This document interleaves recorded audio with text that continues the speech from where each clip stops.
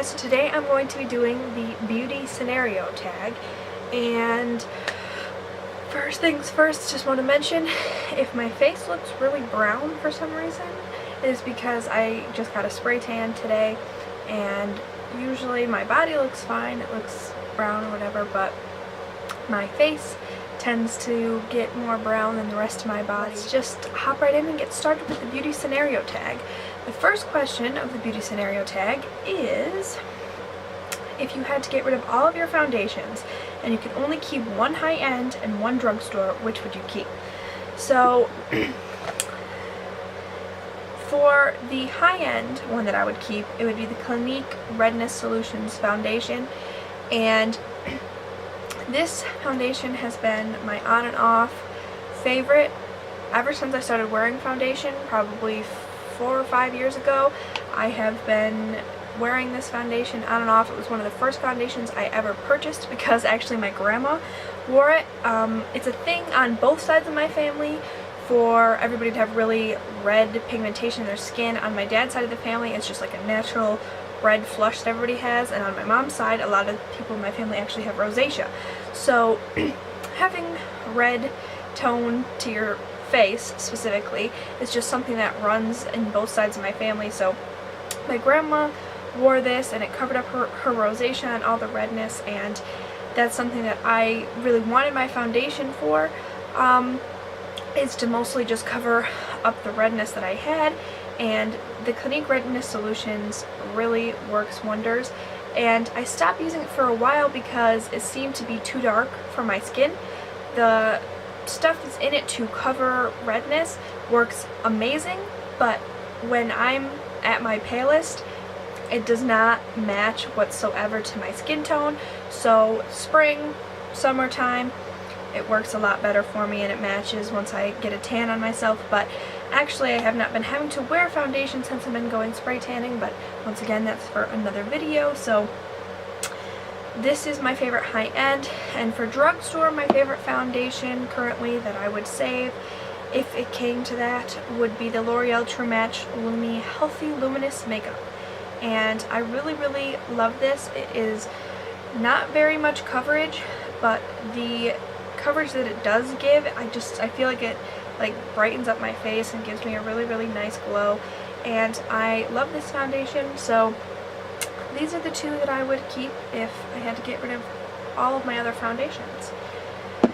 So moving on to the next question, which is, you go for an interview and the lady interviewing you has lipstick on her teeth. Do you approach the subject or ignore it completely? Now honestly, I wish I could say I would tell her, and that would probably be the nicest thing to do, and I'm a very nice person, and I'm not saying I would do it out of being mean.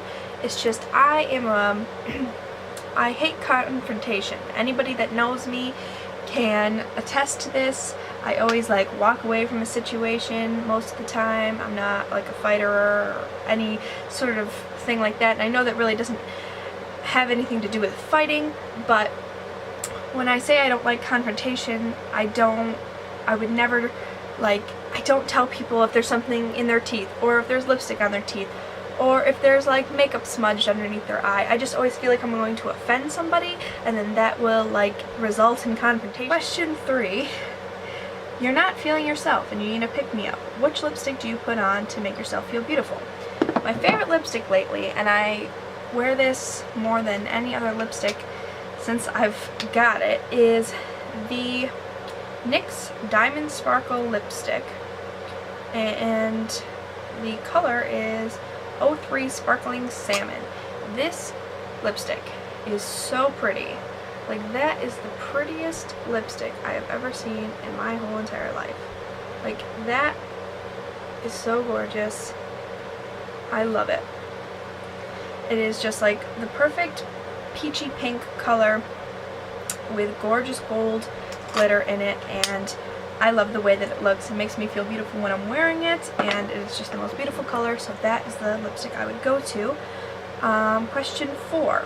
You go back in time for a day to your teenage years. How would you do your hair and makeup differently? Okay, well, something I did when I think I was 13, I do believe, is my favorite color is yellow. It's been yellow for ages. And I would wear bright yellow. I got this palette from Hot Topic of a bunch of different bright eyeshadow colors. And I would take a yellow one and I would just put it on until it's like wicked yellow, and then I would wear a dark eyeliner and have this like bright yellow and really, really dark lined eyes.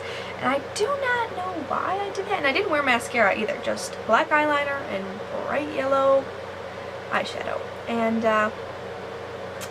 yeah, so I kind of regret that. I mean, it sort of went with my style at the time because I wore yellow pants all the time. Like, I had like 7 or 8 different pairs of bright yellow pants that I would wear, and they weren't the same pants. They weren't just like a bunch of the same pants. They were all different pants that I bought that were all yellow. But yeah, so I did that a lot. And the other thing that I did for a long time is, even when I started wearing different shades of eyeshadow, I never really like blended them in, so they weren't like, they were more bright and bold than I would have liked them to be, but I didn't know about blending.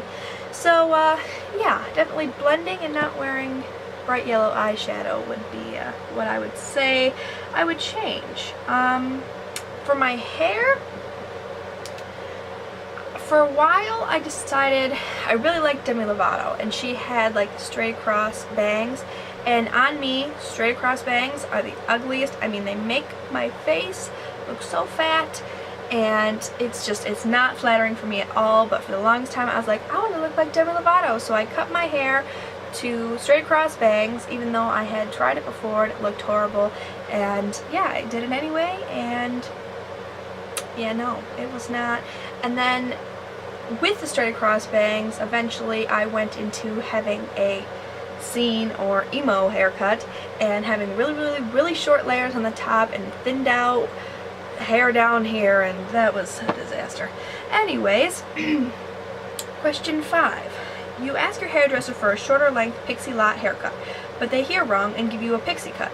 Do you A, smile, say thank you, leave and call your mom hysterical, B, cry in the chair and things get awkward, or C, complain to the manager and demand a refund?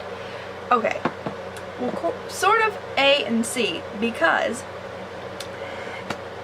I, once again, don't like confrontation, and I've never had such a bad haircut where it was like really, really short. I've had haircuts where I'm like, I don't really like this, but never to the point where I would cry about it. I've never, you know, the bad haircuts I've had, I didn't realize they were bad at the time, so I've never had that experience. But since I hate confrontation and all that stuff, and I would never, being a hairdresser, mind you, I would never want to feel like I ruined somebody's life and that, you know, hair grows back. But when you have a bad haircut or something happens like that, it can be traumatizing at the time, because you're going to have to live like that for however long until your hair grows out. And me, my hair takes forever, and I know that happens to a lot of other people, that it takes forever for their hair to grow.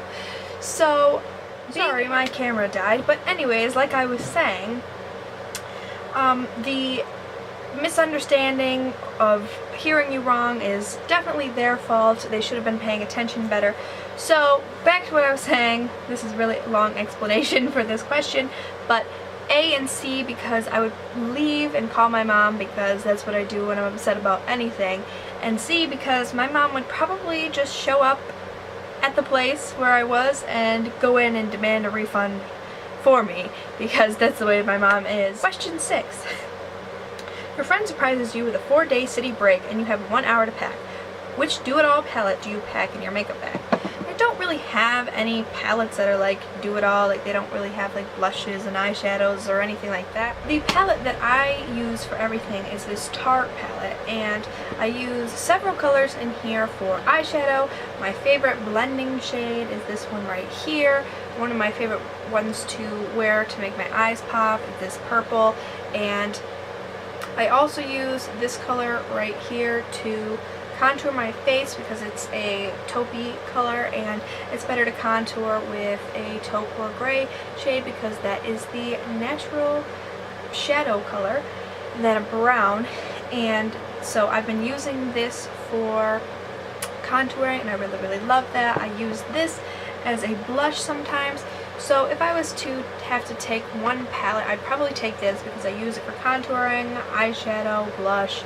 I mean, I could just do everything with this. All I would need is a mascara, an eyeliner, and a foundation, which I'm not wearing foundation lately anyway, so yeah, this is the Tarte High Performance Naturals palette. I know there's several of these. I have several of them, but I don't really know what specific one this is. Just it's the purple one.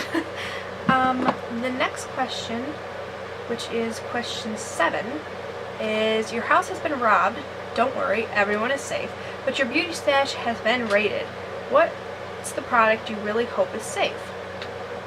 The product that I would say I really hope is safe would be my Naked 3 palette, because this is one of the palettes that I've paid the most for. I mean, I paid more for a Tarte kit, but it was like a eyeshadows and lip glosses and stuff like that, and those are all separate and stuff like that now. But something that just one item that I paid a lot for was my Naked 3 palette, plus I love it to death. I love rose gold and I love all the colors in here, and the brush is really amazing, and these are some of my favorite shades ever in this palette. So I really would hope that this would be safe, because I spent a lot of money on it and I really love it. So this would be something that I would really hope no one would steal. Why would people steal makeup anyway? I do not know, but... And the last question, which is question 8, is your friend borrows your makeup and returns it in awful condition. Do you A, just pretend you haven't noticed, B, ask them to repurchase it, or C, secretly do the same thing to something of theirs? I would have to say A. Once again, back to the not liking confrontation. I'm also a very nice and easygoing person, so if someone did that, it would probably hurt my feelings more than anything, that they would do something like that to something of mine and not be considerate enough to repurchase it, or even just try and take better care of it, or just apologize for doing it. I would never make them repurchase it, and I would absolutely never do it to somebody else. But I would probably not say anything about it, because it's just a material item. It's not a big deal. Even if it was something like my Naked palette or whatever, it is what it is, and life goes on. There's a lot worse things that somebody could do to you than messing with your makeup, and I may not talk to that friend for a few days or whatever, just, you know, having a little grudge about it for a few days, but other than that, it's not the biggest deal in the world, and life goes on. So I would probably just not say anything about it at all. On that note, that is the end of this video. Thank you so much for watching my beauty scenario tag. I will see you in my next video. Please like and subscribe. It will help me out a lot. And leave any video suggestions that you can suggest to me down below, because I always love to hear your suggestions, and lately I've been trying to think of things to make videos about, and I've been kind of pressed for ideas. So I would love to hear your suggestions of what you would like me to make a video about, and if you want to follow me on any of my social media, you know where to find me. Beauty is for everyone, with the 4 being a 4 and the 1 being a 1. And I will see you in my next video.